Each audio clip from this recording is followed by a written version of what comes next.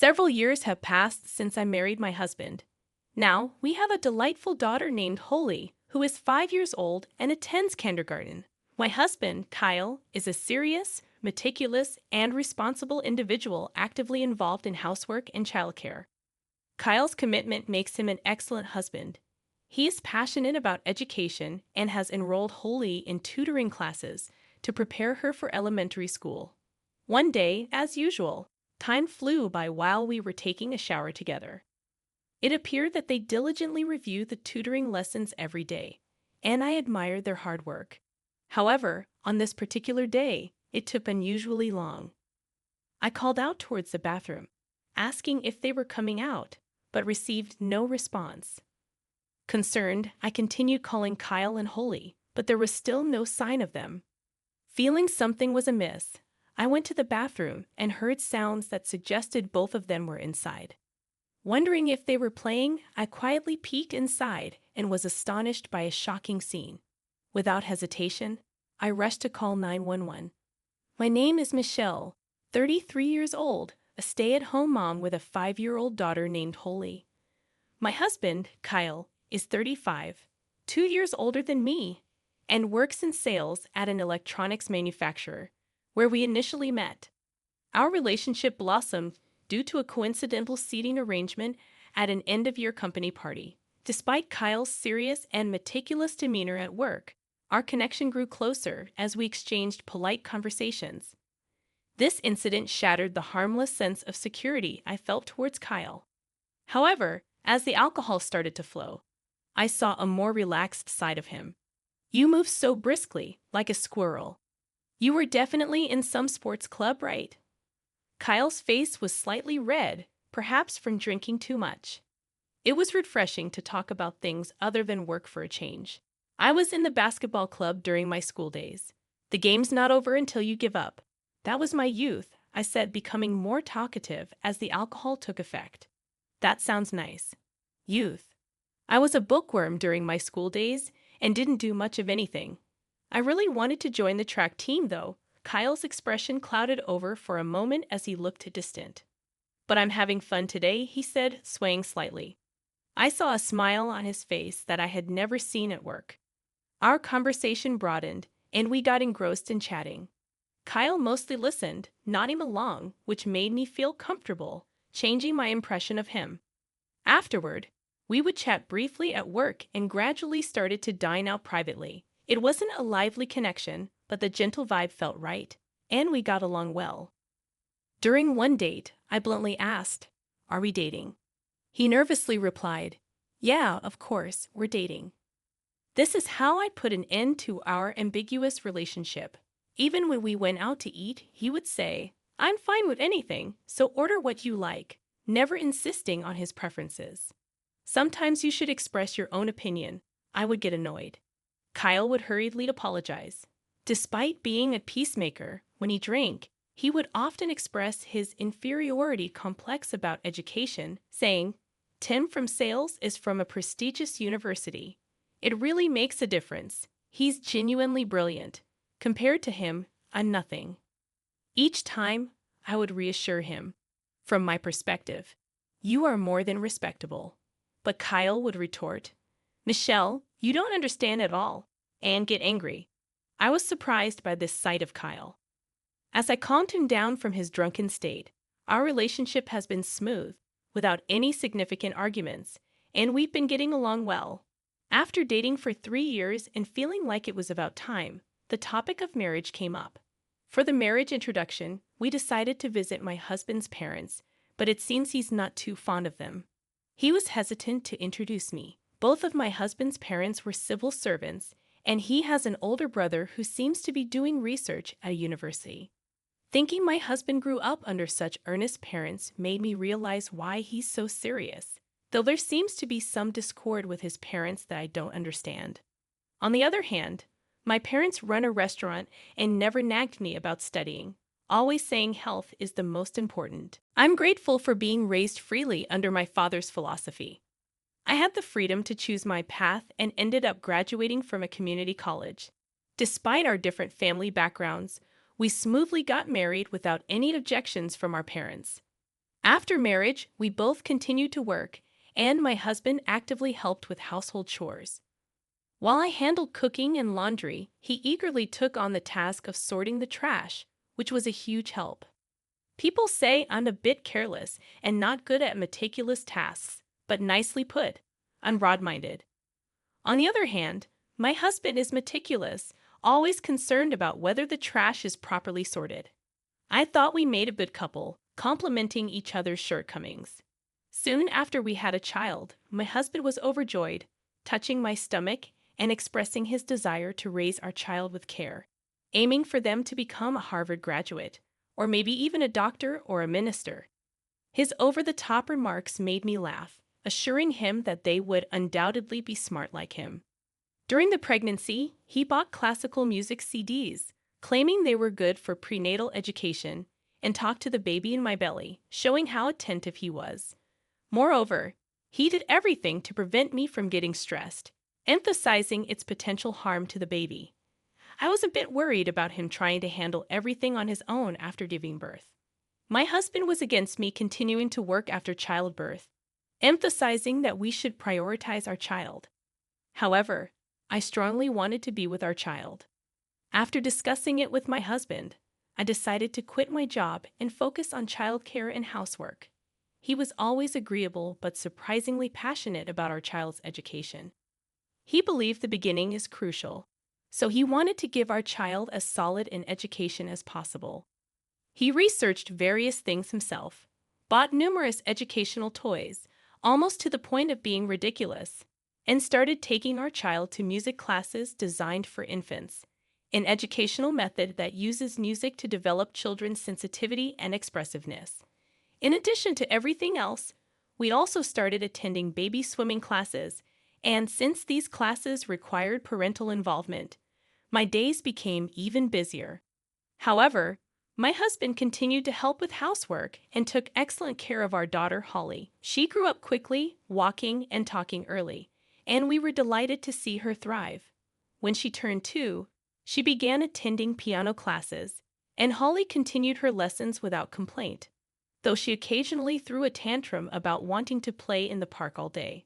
Understanding her small size and desire to play, I thought it was okay to let her skip classes occasionally and enjoy herself.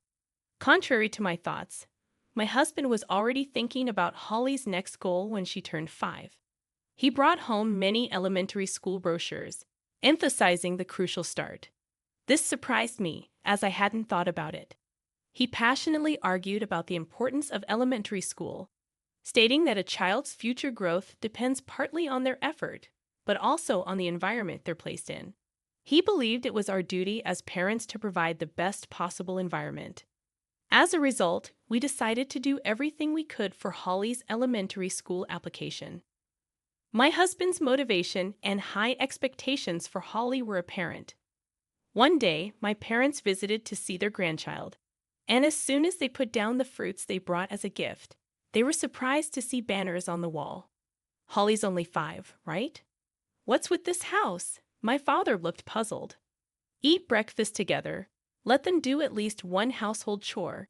Make sure they get enough exercise. My mother read the commandments with a mix of amazement and amusement. Come on, are we aiming for Harvard here? My father joked in disbelief. Look, there's a book here called Elementary School Guide for Admissions.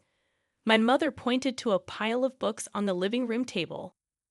Over here, there's something about projects for elementary school applications. Let them at least enjoy arts and crafts, my dad said, making a gesture of resignation. It seems like each parent has their own image of an elementary school application. But my parents believe it's too early for my daughter. These days are different from the past. Getting used to studying early on is for her own good. Holly isn't doing it reluctantly either. Is that so? Is it that kind of era now?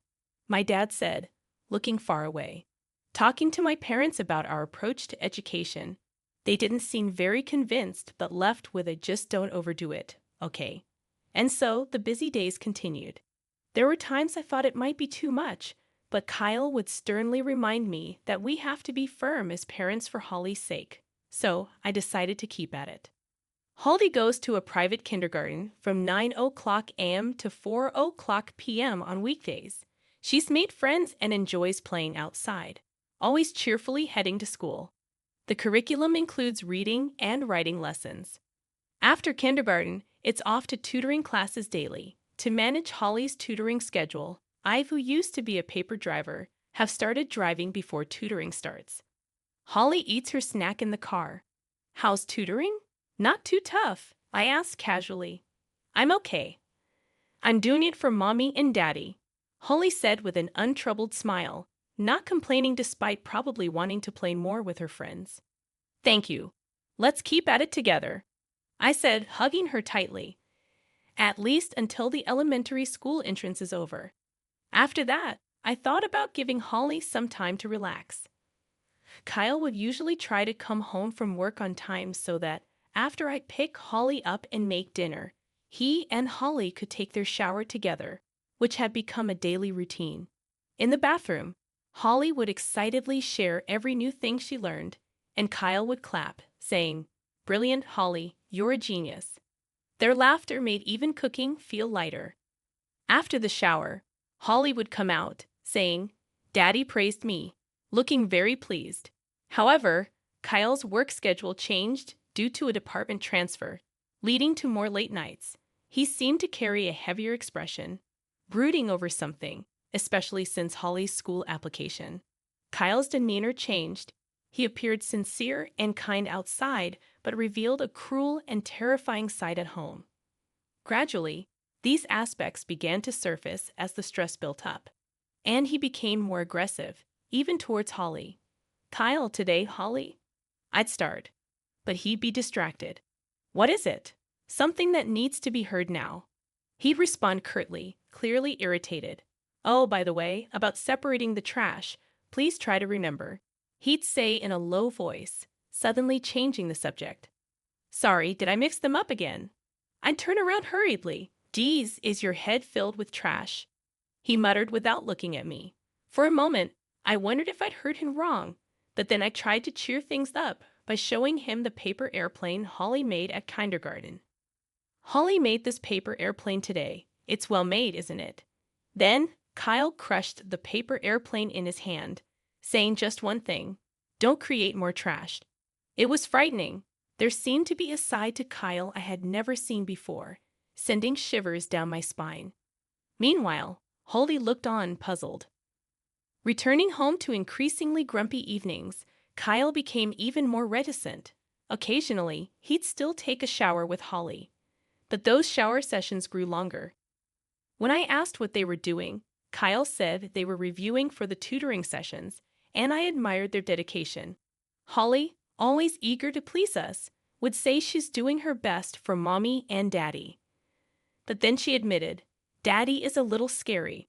I don't want to shower with Daddy," looking downcast. Both Kyle and I believed in disciplining when necessary, so I assumed she was just being scolded about her tutoring. I would come to regret taking it so lightly later on. One day, as usual, they were in the shower together, and when half an hour had passed without them coming out, I called out, "Aren't you coming out yet?" But there was no response. Maybe they're too engrossed and can't hear me, I thought. I continued calling, Kyle, Holly, but still, they didn't come out of the bathroom. Feeling something was off, I went to the bathroom and heard splashing sounds as if they were both in the tub. Peeking in, I was shocked by the sight. Kyle was holding Holly's head, saying, "You're so poor at this. How many times do I have to tell you? Do you need to be hurt to understand?" He said this with a menacing look. Seeing Kyle like this for the first time, my body froze. "Daddy, I'm sorry. It's all Holly's fault. Please forgive me," Holly said, her small body trembling visibly. "A child like you needs punishment," Kyle said harshly, seemingly oblivious to his surroundings. "I'm sorry. Please forgive me," Holly whimpered, standing petrified in the tub and crying. "You should never have been born," he said, shaking her head violently, continuing to spank her with his other hand. Shocked by the horror before me, I was at a loss for words, but fearing for my daughter, I shouted, "Kyle, what are you doing?" Startled by my voice, Kyle released Holly's head, coughing and gasping. Holly struggled for air, then cried, "Mommy." Holly's cries echoed. Kyle seemed to come back to his senses. But then Holly, in a reflex, kicked him hard in the groin. Kyle, in agony, clutched himself, twisting in pain. Shocked but also spurred into action by Holly's brave response, I quickly dressed Holly, and we left the house immediately, dialing 911. "Please hurry, my husband is abusing our daughter." My hands trembled with rage and fear. Soon after, the police arrived to find Kyle bleeding. He had stabbed himself with a kitchen knife. "Daddy, don't look," Holly said as I shielded her eyes. The police called an ambulance, and Kyle was taken to the hospital. Confused by everything, I reached out to my parents to take care of Holly for a while. Shocked by the news, my parents rushed over. It seemed Kyle acted out of guilt for what he had done to Holly. If I had found out any later, Holly might have been in even more danger. I wondered how long things had been going wrong. The thought was terrifying. Later, I visited Kyle's workplace to sort his belongings and handle procedures. Being at my former workplace, I spoke with a known supervisor. Then, Kyle's demeanor changed after his department transfer, according to a colleague. He was constantly criticized and burdened with impossible tasks by his supervisor. The section chief's public reprimand, so loud that it echoed in the corridors, required others to intervene. Despite Kyle's diligence, he became mentally exhausted under severe stress. This incident wasn't entirely unrelated to the company, and I felt sorry for not taking action sooner. The section chief was later addressed for power harassment within the company. Kyle's struggle with an educational inferiority complex led him to believe his life's outcomes were solely based on academic performance, spiraling him into distress. His strong desire not to let his daughter experience such feelings ended up misfiring in a harmful direction. His parents confirmed he had always been temperamental and difficult compared to his brother, expressing disappointment in him for not meeting their or his brother's standards. Kyle's brother, distinguished parents, and an excellent academic record had always been the standard by which Kyle was judged. Perhaps the words of his in-laws also wounded him. Kyle mentioned being hit on the head or skipped meals for poor test scores. He wasn't allowed to join the sports team he wanted because it would interfere with his studies, leading to a school life dominated by academics. I felt I understood why Kyle was so fixated on educational attainment. Realizing the pressure Kyle faced made me deeply sad, understanding he desired affection above all. Yet I couldn't sympathize with his choice to direct his frustrations towards Holly. Eventually, Kyle was admitted to a psychiatric facility under police watch, showing signs of instability. After discussing with his parents, I decided on a divorce for Holly's sake, wanting to distance ourselves from his family's toxic educational values. I felt I couldn't keep up with the misguided belief that lower education means lesser ability, rooted in an obsession with academic credentials. My parents supported my decision, acknowledging that we need to end this cycle of negativity and prioritize our children's happiness and health. Months passed, and it seemed Kyle had calmed down, but we would likely never meet again. After being discharged from the hospital, Kyle was apparently working and living at a guest house on a distant island. I wondered if there would ever come a day when his emotional wounds heal. Since then, Holly hasn't asked how Daddy is. Perhaps she senses something. Even as a child, there were nights she would suddenly start crying as if remembering something. But now she has calmed down. Holly, as bright and cheerful as if nothing had happened, has even started taking gymnastic lessons on her own initiative. Today, as every day, Holly's spirited voice echoes in the yard. She attends lessons with a proud expression. My father, watching by her side, cheers, "Don't lose with your spirit. Pump yourself up," echoing a line I've heard somewhere before. I have to be strong too. My daughter's resilience gives me courage. We decided to stop her schooling and are now taking it easy at my parents' house.